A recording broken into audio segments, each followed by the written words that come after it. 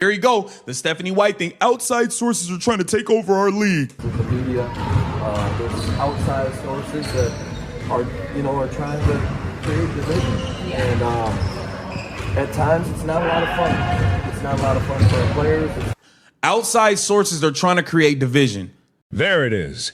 Outside sources are trying to take over our league. That sounds dramatic, but the real question is simple. Who exactly created the controversies everybody is now arguing about? Yeah, to be honest, thank you for asking. It really pisses me off. Yeah. It's disappointing. This is a great league. We've got great players, there's great stories, great rookies, great teams. What Vegas has done the last 4 years, and we just spend so much time talking about the wrong. Phoenix Mercury head coach Nate Tibbetts is clearly frustrated, and on one point I understand what he is saying. The WNBA does have great players. It has compelling rookies, championship teams, personalities, rivalries, and basketball stories that deserve attention. But notice where his frustration immediately takes us.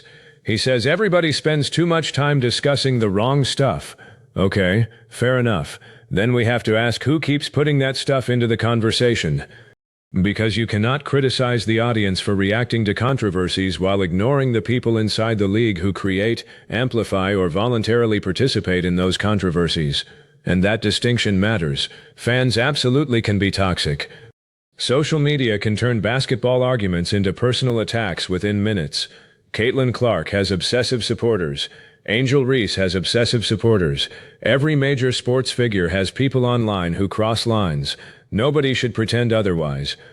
But there is another side to this story, and it becomes important later when Tibbetts specifically brings Stephanie White into his argument. Because once he does that, this stops being a generic complaint about social media negativity and becomes a much bigger question about accountability. Who is responsible for the temperature surrounding this league? The fans watching it, the media covering it, or the people inside the WNBA whose own public statements continuously become national stories? Keep that question in mind, because the most revealing part of Tibbetts' comments isn't his frustration. It's where he places the responsibility for it. Come on now. Great players, there's great stories, great rookies, great teams. What Vegas has done the last 4 years, and we just spend so much time talking about the wrong stuff. And I don't know why that happens in our league. It's disappointing. I don't know who can help change the narrative. Is it the coaches, is it the players, is it the media? Listen closely to that wording.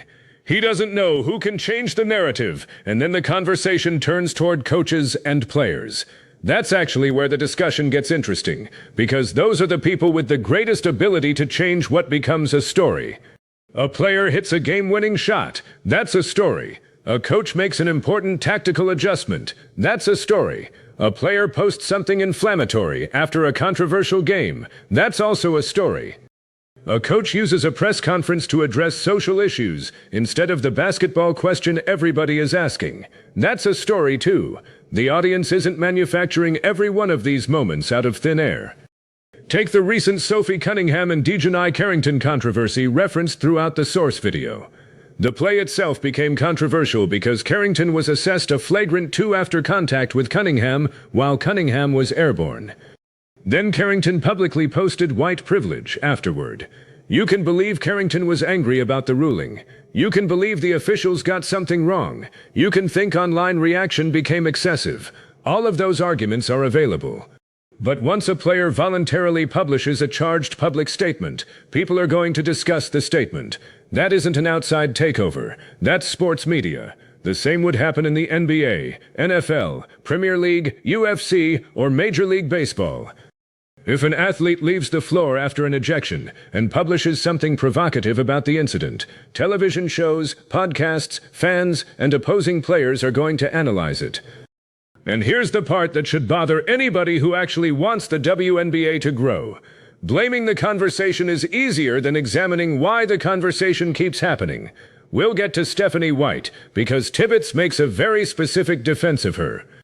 But first, you have to understand why some Caitlin Clark fans heard these comments and immediately felt like they were being blamed for problems they believe existed long before they arrived. At times, it's not a lot of fun. It's not a lot of fun for our players. Outside sources are trying to create division. When DiJonai Carrington clotheslined Sophie Cunningham and went to the locker room and said white privilege, what did the outside sources have to do with that? What did outside sources have to do with her clotheslining Sophie Cunningham and running to the locker room to say white privilege? What did outside sources have to? Nothing. And now we arrive at Stephanie White. Tibbetts says he feels sorry for some coaches and specifically points toward what White has been dealing with. He argues there is no coach in professional sports who should have to deal with some of this stuff. Again, there are two different issues that cannot be blended together. Personal harassment is unacceptable. Basketball criticism is not harassment. Threats are unacceptable. Questioning rotations is not a threat. Attacking somebody's family is unacceptable. Criticizing a press conference is part of professional sports, and if those categories get merged together, every coach suddenly gains immunity from legitimate criticism simply because some anonymous accounts somewhere behaved terribly. Stephanie White accepted one of the most scrutinized coaching jobs in women's basketball when she returned to Indiana. She knew Caitlin Clark was there. She knew Aaliyah Boston was there. She knew Kelsey Mitchell was there. She knew the Fever had transformed from an ordinary WNBA franchise into a national attraction. That job came with upside most WNBA coaches could only dream about.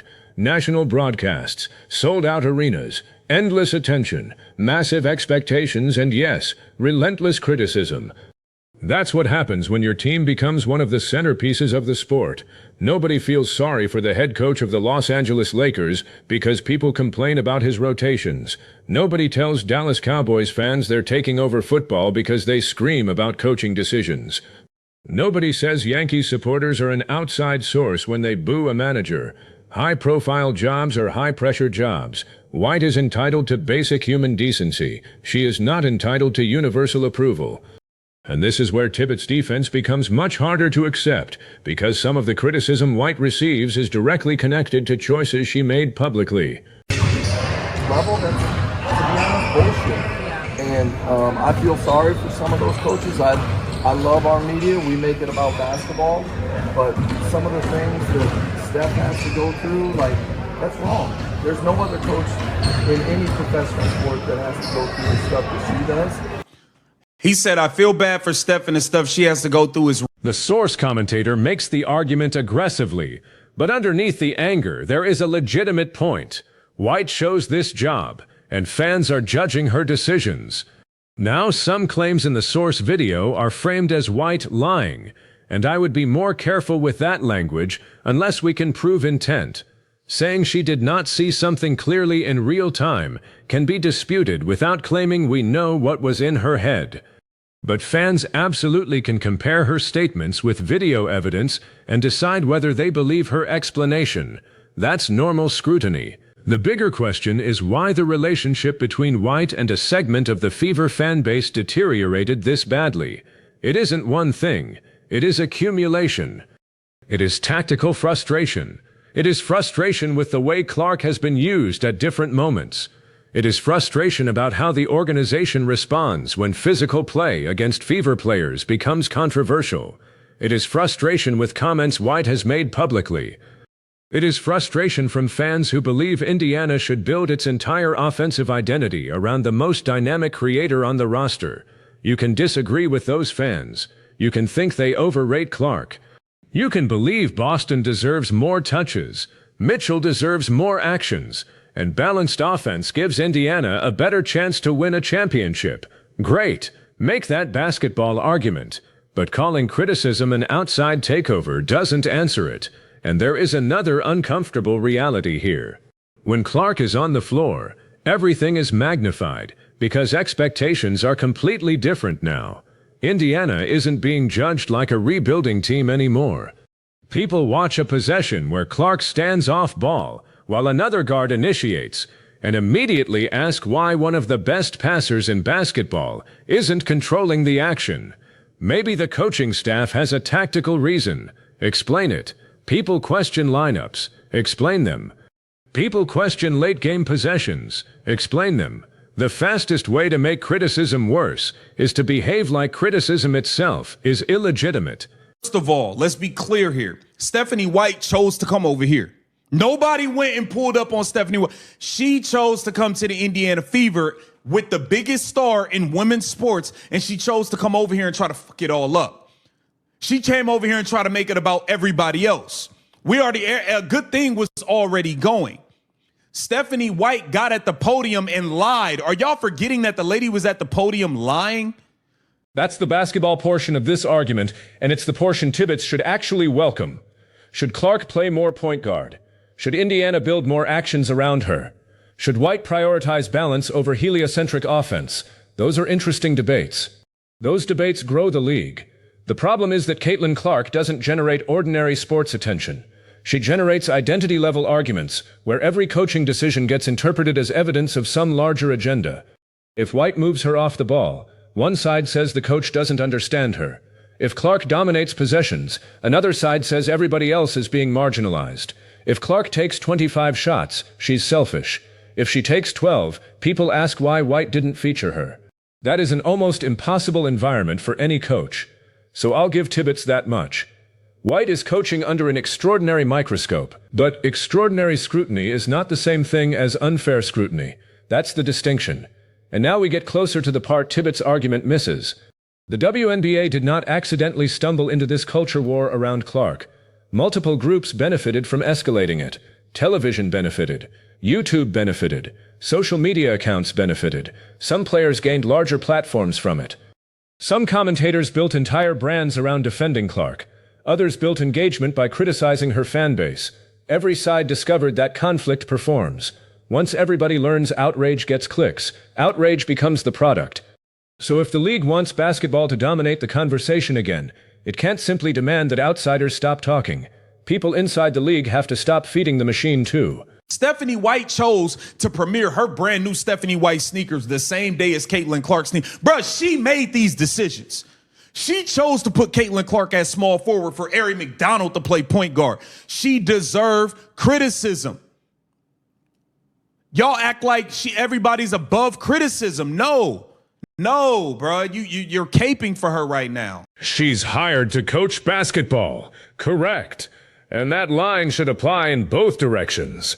If White is hired to coach basketball, judge her primarily on basketball. If players are hired to play basketball, celebrate their basketball. If reporters are covering basketball, ask basketball questions. But when coaches and players voluntarily enter cultural or political debates, those comments become part of the public conversation too. You cannot step outside basketball when you want to make a statement and then demand everybody else return to basketball when they respond. That's not how public communication works, and there is a business reason the WNBA needs to understand this quickly. The league is fighting for long-term conversion.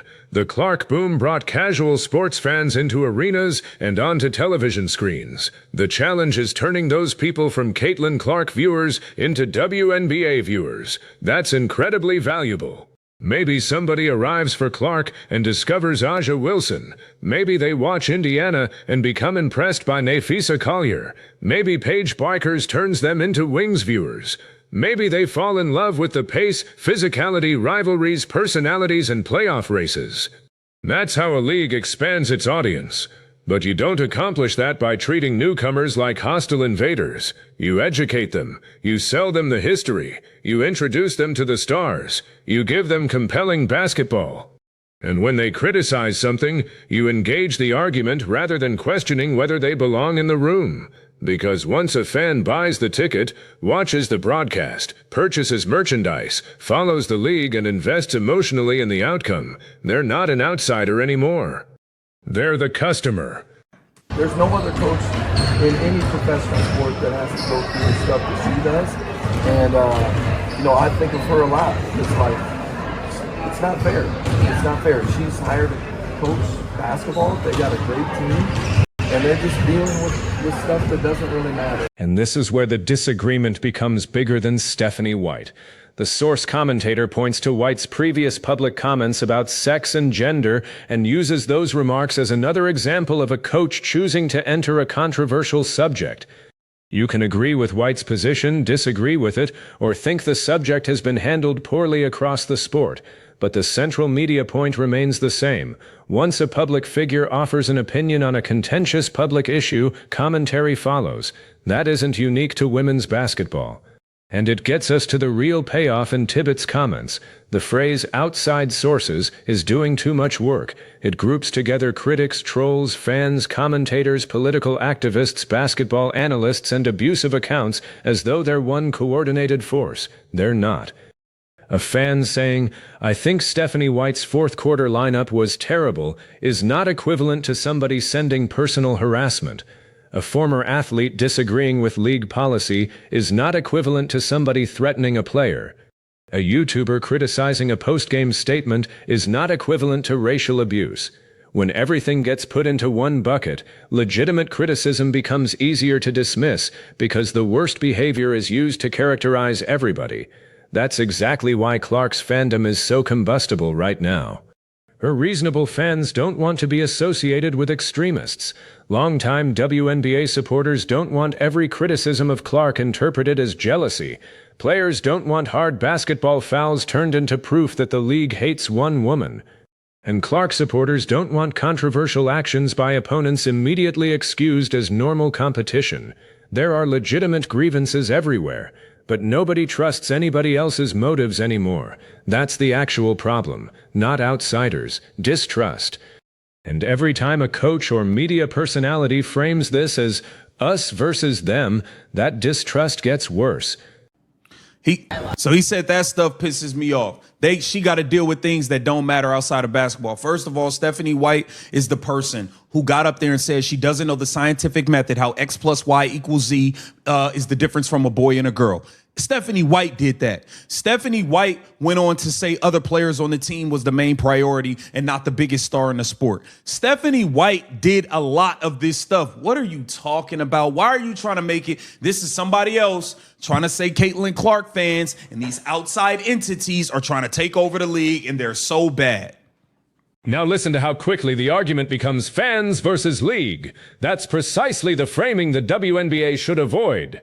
Caitlin Clark fans are not a monolith. Some watched women's basketball long before she entered the league. Some followed her at Iowa and migrated with her. Some are casual NBA fans. Some are political culture war accounts that barely care about basketball. Some are simply parents watching with their daughters. Some are obsessive. Some are perfectly normal. Treating all of them as one organism is analytically useless. The same applies to WNBA players. A controversial statement by one player does not mean the players collectively hate Clark. That's too broad. There are teammates who clearly enjoy playing with her. Opponents praise her talent. Veterans acknowledge what she has brought to women's basketball. Players compete against her aggressively because beating the biggest attraction in the sport matters. That complexity gets lost when every incident becomes evidence for one sweeping narrative. And ironically, the people supposedly begging everyone to focus on basketball often participate in exactly that simplification. If Nate Tibbetts wants more basketball conversation, then give people more basketball argument. Talk about why Phoenix defended Clark a certain way. Talk about how Indiana's spacing changes when she sits. Talk about how teams are adapting to her transition passing. Talk about whether defenders should pick her up 30 feet from the basket. Talk about Aja Wilson's dominance. Talk about young guards entering the league. Talk about why certain offenses travel better in the playoffs. There is endless material. But when you tell the audience outside sources are taking over, guess what everybody talks about next? The outside sources. That's why messaging matters. Disgusting, man. I can't believe Nate Tibbetts went and tried to throw Caitlin Clark fans under the bus, try to blame the fans, trying to blame outside entities and this and that. It's nonsense, bro. It's straight up nonsense. You guys have done everything you can as a league, as coaches, as players, as WNBA media on ESPN to mess this thing up. Y'all have done everything y'all can to mess it. This portion of the source video goes much further and argues that jealousy toward Clark has driven much of the hostility surrounding her. That's an interpretation, not something we can establish as a universal fact about every player or coach. But there is no question Clark's arrival disrupted the WNBA ecosystem. Attention shifted dramatically. Media priorities changed. Arena demand changed. Players who had spent years building the league suddenly watched a rookie become its most recognizable attraction almost overnight. That creates tension in any industry. Sports is full of it. When a new superstar arrives, teammates adjust, veterans respond, media narratives changed, endorsement opportunities move, and everyone has to renegotiate where they fit. Sometimes that produces admiration, sometimes competitiveness, sometimes resentment. Usually all three exist at once. Where the league made life harder for itself was by seeming uncomfortable, acknowledging the obvious scale of Clark's impact. You don't have to say she invented women's basketball. She didn't. You don't have to diminish Wilson, Collier, Stewart, Boston, Mitchell, or anybody else. You simply acknowledge reality. Clark became a massive audience magnet. That audience helped create new opportunities around the sport. And because those new fans are invested in her, they're going to monitor how she's coached, officiated, defended, promoted, and discussed. That's not going away. The correct response isn't to fight the audience, it's to convert the audience, make them care about everybody else too. That's what the NBA did with generations of superstar-driven growth. A fan can enter through one player and stay for the sport, but only if the league stops acting like their arrival created a legitimacy problem. The players' hate, jealousy, envy for one little white girl from Iowa. It's been so disgusting that other people had to call it out. And because they call it out, oh, the outside entities are trying to take over our league. What? In his cancer, Royce White, they're trying to take over y'all league. All you had to do was say no dudes playing in the league. That's it. That's it. Y'all scared to say it. And now we reach the economic stakes. The source commentator calls Clark the golden goose, and strip away the inflammatory language for a second because the underlying business point is important. Superstars create leverage. They create broadcast demand. They create sponsorship interest. They create ticket demand. They create debates on shows that previously ignored the league. They create merchandise buyers. They create children asking their parents to attend games. That doesn't mean every dollar belongs to Clark. It means a breakout star can expand the pie for everybody. The smartest leagues understand that and build around the attention without making the rest of the product feel secondary. That's a delicate balance. Market Clark heavily enough that casual fans know when she plays. Market Wilson's dominance. Market Booker's. Market Boston. Market Mitchell.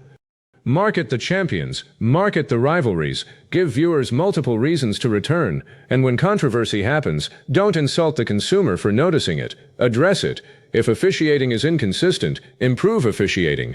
If harassment occurs, condemn harassment specifically. If a player crosses a line, discipline the player. If a fan crosses a line, remove the fan.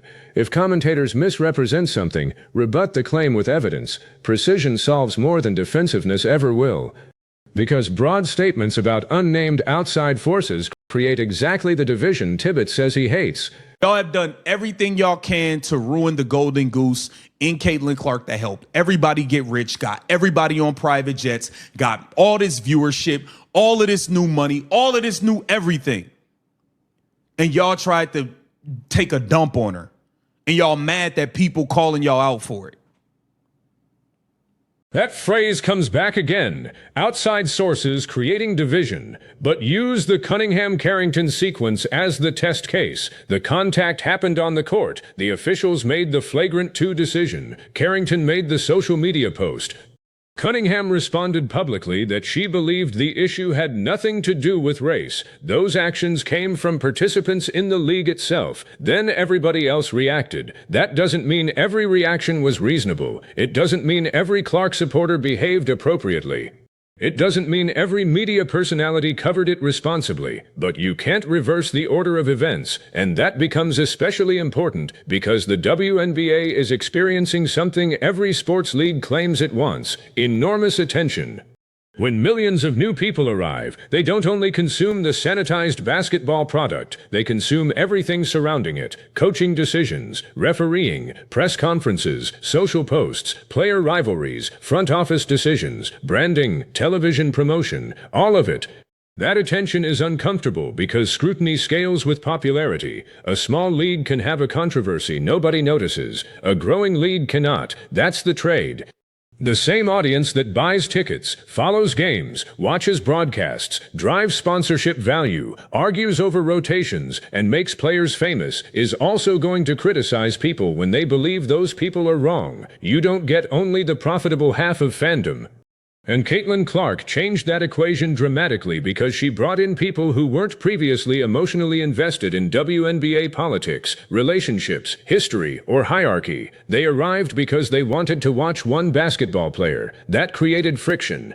Some established fans resented the newcomers. Some new fans behaved like nothing before Clark mattered. Some media personalities framed every hard foul as a conspiracy. Others appeared determined to minimize Clark's impact rather than acknowledge the obvious commercial shift happening around her.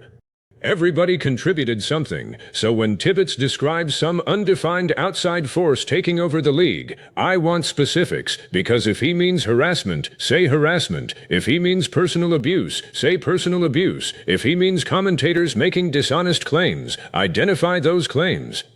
You never address the players and what they've done.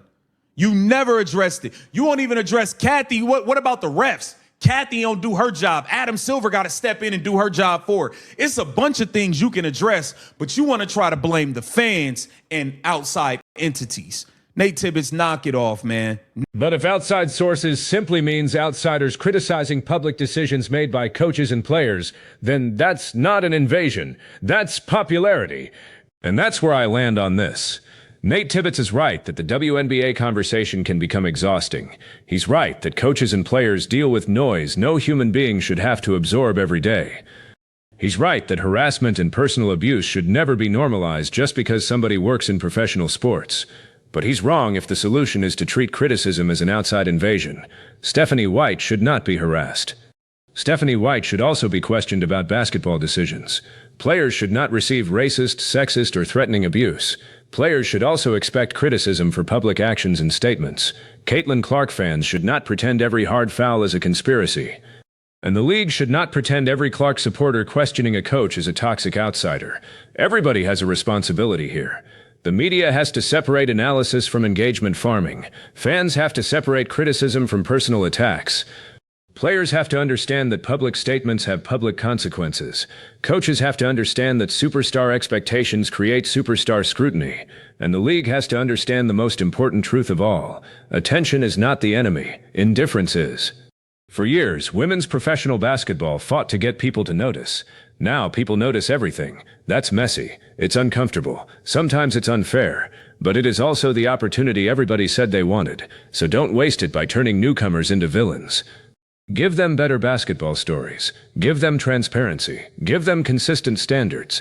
Give them stars worth following beyond the one who brought them through the door.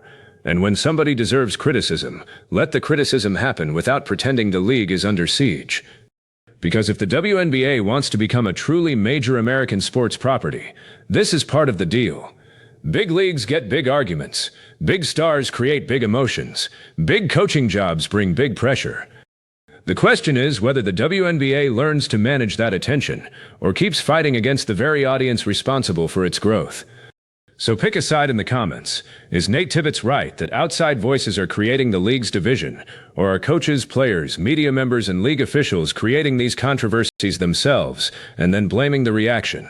Like the video, subscribe to the channel, hit the notification bell, and tell me exactly where you stand, because this debate is much bigger than one coach defending Stephanie White.